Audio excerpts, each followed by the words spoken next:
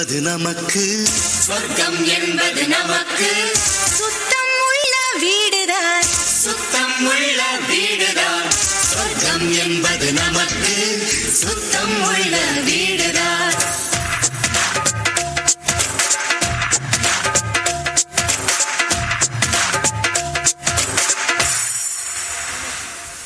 சொர்க்கம் என்பது நமக்கு, சுத்தம் உள்ள வீடுதான்.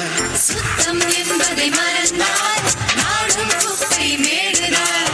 சொர்க்கம் என்பது நமக்கு, சுத்தம் உள்ள வீடுதான். சுத்தம் என்பதை மறந்தால் நாடும் குப்பை மேடுதான். உலாவி நிலாவி வெள்ளை அடிக்கலாம், எங்கேயும் எப்போதும் சுத்தப்படுத்தலாம். சொர்க்கம் என்பது நமக்கு, சுத்தம் உள்ள வீடு.